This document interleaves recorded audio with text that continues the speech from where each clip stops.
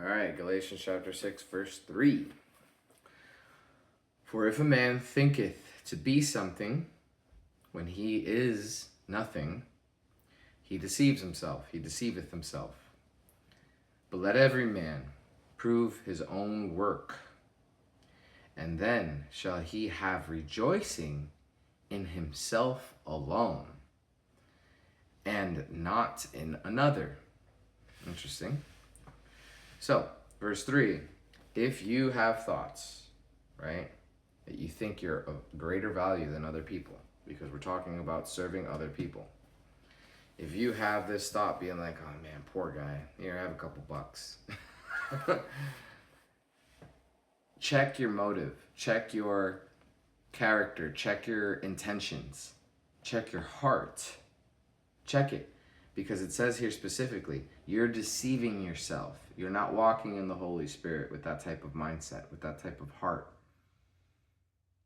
But let every man prove his own work. What does the word prove here mean? The word prove, or to test, and the Greek word is dokomazo.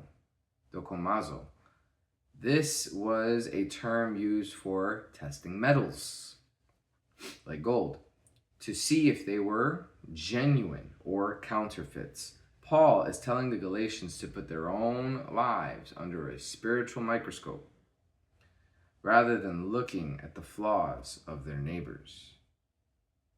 So, here, if you see your brother and they need help, there is an actual physical help.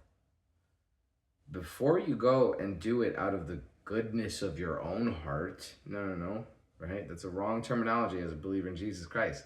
We have to do it out of the goodness of Christ's heart, okay?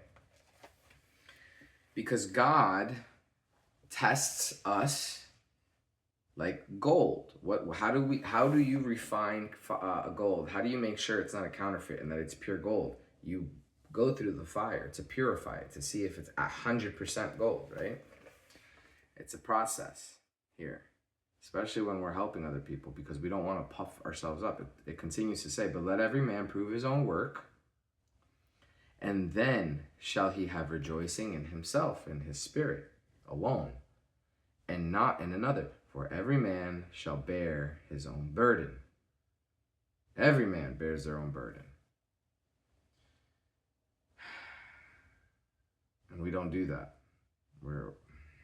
It's this, man. It's a fight against this every single day. So